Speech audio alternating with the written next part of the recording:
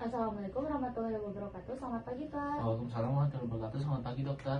Sebelumnya, Pak, perkenalkan saya Dr. Priscilla. Saya dokter yang berjaga di Rumah Sakit Pasundan pada pagi hari ini.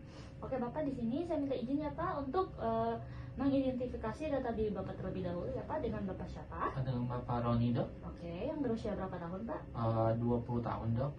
Oke, alamat tempat tinggalnya di mana, Pak? Jalan Murang dokter. Oke, baik, Bapak.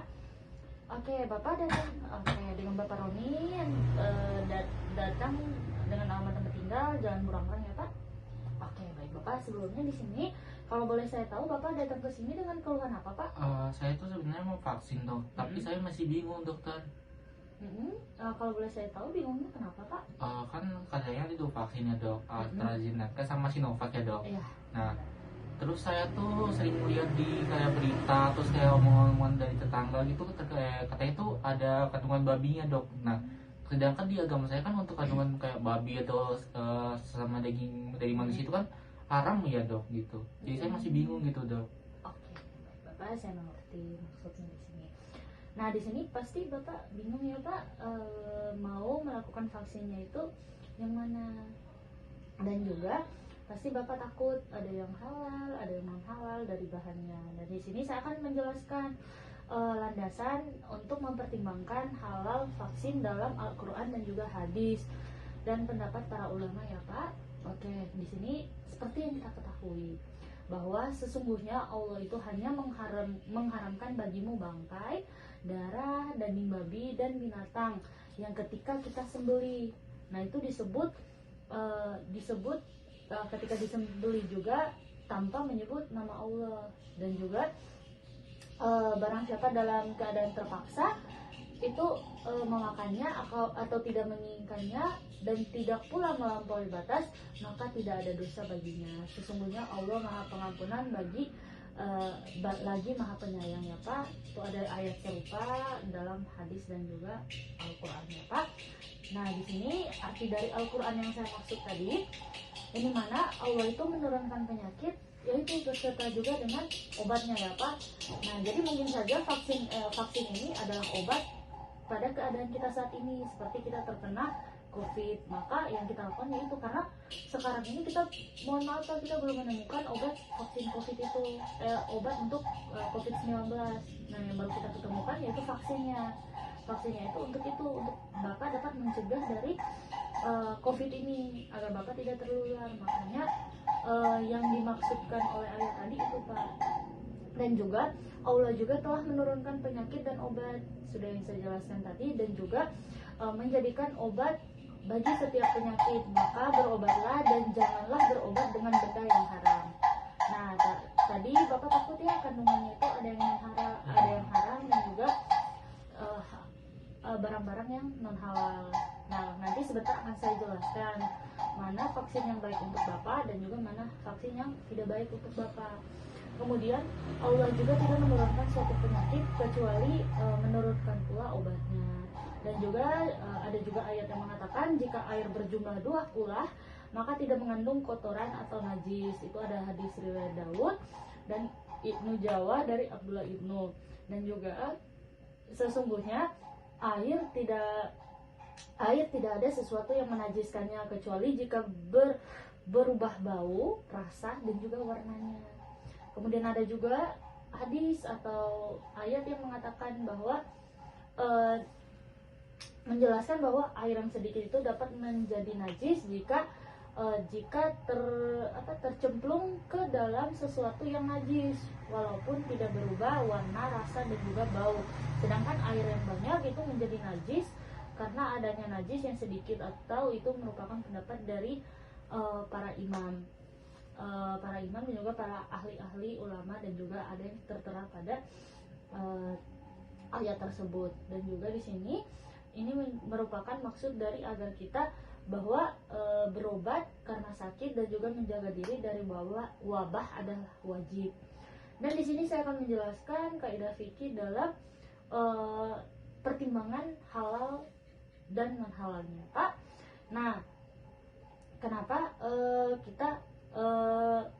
kita menyarankan agar bagi Bapak itu harus melakukan vaksin? Karena ini merupakan suatu kemudaratan yang harus dihilangkan, yaitu berupa tadi COVID-nya yang harus kita hilangkan. Karena dengan Bapak bekerja sama dengan kami dengan melakukan vaksin, itu sangat baik Pak untuk kesehatan Bapak. Jadi di sini selain itu untuk kemudaratan, untuk yaitu tadi untuk kesehatan Bapak dan juga keluarga Bapak sekitarnya. Dan di sini juga ada perintah terhadap sesuatu juga, berarti perintah untuk melaksanakan sarananya, yaitu Allah sudah menjelaskan tadi agar kita ketika diberikan obat maka kita harus menggunakan obat tersebut untuk menyembuhkan penyakitnya. Dan di sini juga, nah ini merupakan suatu perbuatan yang hanya dengan perbuatan itu suatu perintah wajib, yang tadi sudah saya jelaskan bahwa ini hal yang wajib karena tidak ada hal lain lagi untuk Bapak menghindari dari COVID-19 itu, karena obatnya saja belum ditemukan.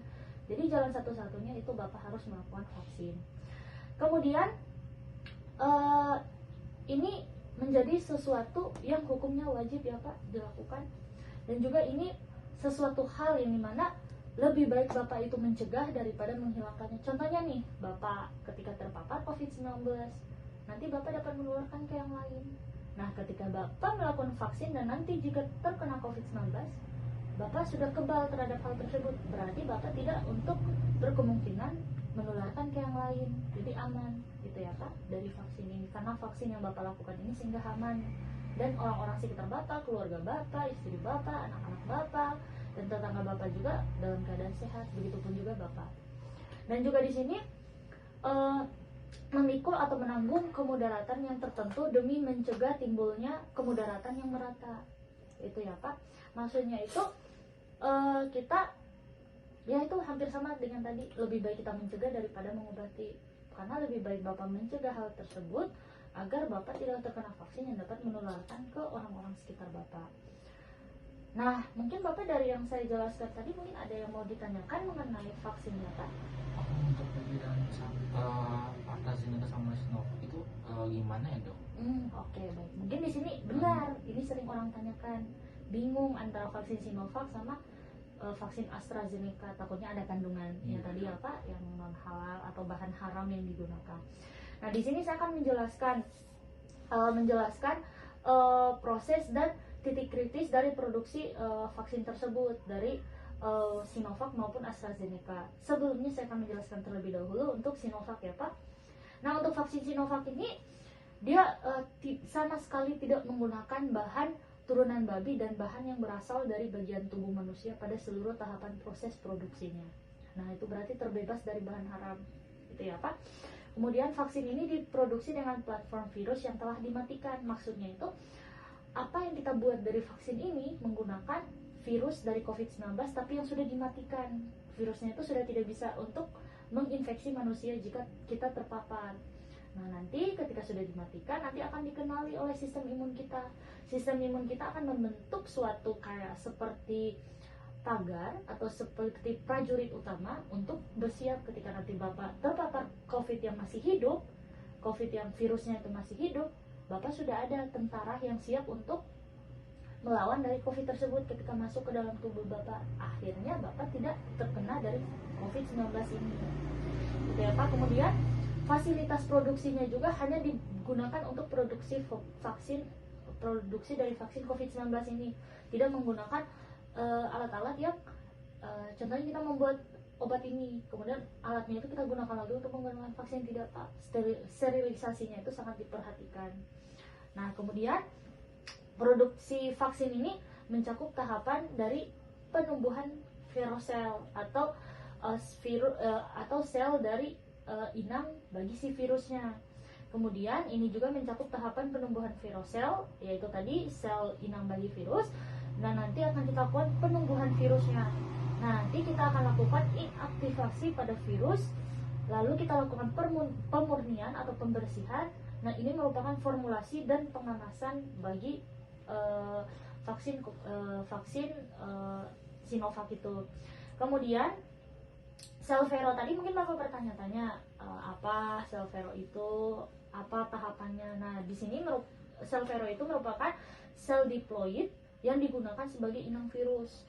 Nah, sel ini diperoleh dari sel ginjal kerah hijau Afrika. Nah, ini kita lakukan karena selnya itu hampir sama seperti manusia. Maka ketika kita lakukan penelitian untuk penumbuhan virusnya itu apakah bereaksi atau tidak, kita menggunakan tadi sel ginjal kera hijau Afrika yang kita gunakan. Dan dari hasil penelitian ini pada tahun 1960-an itu terbukti aman Pak, dan untuk berfungsi sebagai inang virus yang telah disetujui oleh WHO. WHO itu ada organisasi kesehatan dunia ya Pak. Kemudian untuk media pertumbuhan veronnya itu dibuat dari bahan kimia, serum, darah sapi, dan juga produk mikrobial yang sangat aman dan sudah melalui serangkaian penelitian oleh para ahli-ahli. Dan juga produk mikrobial yang digunakan berasal dari mikroba yang ditumbuhkan pada media yang terbuat dari bahan nabati, bahan kimia, dan juga bahan mineral. Itu baik sekali untuk kesehatan ketika nanti digunakan karena sudah melalui serangkaian penelitian. Ini juga sudah diketahui oleh MUI. Nah itu ada juga undang-undangnya ya Pak, berarti sangat aman. Kemudian di sini juga terdapat penggunaan tripsin dan beberapa enzim lainnya dalam tahap produk dan pemurniannya. Enzim yang digunakan ini merupakan produk mikrobial di mana mikroba itu ditumbuhkan pada media yang terbuat dari bahan nabati seperti yang sudah saya jelaskan tadi. Dan juga tahapan penyiapan itu diproduksi dengan skala yang sangat baik untuk takaran-takaran dari apa yang kita gunakan itu. Kemudian di sini juga kita menggunakan kemasan primer yang dimana produknya itu digunakan dan terbuat dari kaca dan juga karet. Jadi selain produksinya yang steril, kita juga menggunakan bahan untuk tempat penyimpanannya juga sangat steril Pak gitu. Nah mungkin untuk Sinovac itu kesimpulannya itu sama sekali tidak menggunakan bahan-bahan yang najis, tidak menggunakan bahan yang haram, tidak seperti turunan babi. Nah, jadi itu aman buat kesehatan Bapak, aman juga untuk yaitu tadi yang Bapak takutkan halal dan non halalnya. Nah, untuk AstraZeneca sendiri, nah di sini untuk kandungan vaksinnya itu menggunakan rekombinan vektor atau replikasi dari Chimpanzee adenovirusnya. Nah, itu ada dari hasil penelitian itu juga aman untuk pembuatannya. Dan juga untuk bahan tambahan vaksinnya itu ada menggunakan bahan-bahan ada histidin, HCl, seperti ada juga air untuk melakukan injeksinya dan lain-lain. Nah, di sini mungkin kelemahan dari AstraZeneca itu masuk pada ketakutan Bapak, yaitu di sini terdapat tambahan enzim babi pada saat persiapan inang virus dan penyiapan bibit vaksinnya. Nah, di sini memang menggunakan enzim babi. Nah, untuk sel inang yang digunakan itu berasal dari sel diploid manusia untuk penelitiannya, dan sel yang diambil dari jaringan atau ginjal bayi manusia, dan itu sudah sangat puluhan tahun yang lalu itu digunakan untuk penelitian. Nah, di sini saya akan menjelaskan kesimpulan dan pertimbangan kehalalan vaksin ya Pak. Nah, untuk vaksin COVID-19 untuk produksi Sinovac ini dia adalah life science yang terbuat dari Cina dan juga PT Bio Farma Persero yang ada di Indonesia, yang dimana dapat saya simpulkan ini menggunakan bahan yang halal atau vaksin ini sangat halal karena dalam proses produksinya satu, tidak memanfaatkan intiva atau bahan babi atau bahan-bahan yang tercemar babi dan turunannya. Kemudian dua, tidak memanfaatkan bagian tubuh manusia. Itu ada juga pada juz minal insan yang mengatakan di bagian sana. Kemudian dia juga bersentuhan dengan barang tidak bersentuhan dengan barang yang najis atau mutawasitah sehingga dihukumi yaitu mutanajis, tetapi sudah dilakukan pensucian yang telah memenuhi ketentuan pensucian secara syariat Islam, dan juga menggunakan fasilitas produksi yang suci dan hanya digunakan untuk produk vaksin COVID-19 ini. Jadi untuk Sinovac ini sangat halal dan aman ketika Bapak gunakan, jadi Bapak tidak perlu khawatir. Nah, untuk vaksin COVID-19 yang untuk produk AstraZeneca ini dapat saya simpulkan ya Pak, ini bahannya haram karena tadi seperti yang sudah saya katakan menggunakan ada enzim babi dan juga ada yang diambil dari tubuh manusia, yaitu bayi tadi yang diambil. Namun di sini sifatnya wajib mubah Pak, mubah. Jadi boleh Bapak gunakan. Nah, mubah itu boleh Bapak gunakan. Kenapa saya bilang boleh digunakan? Karena gini,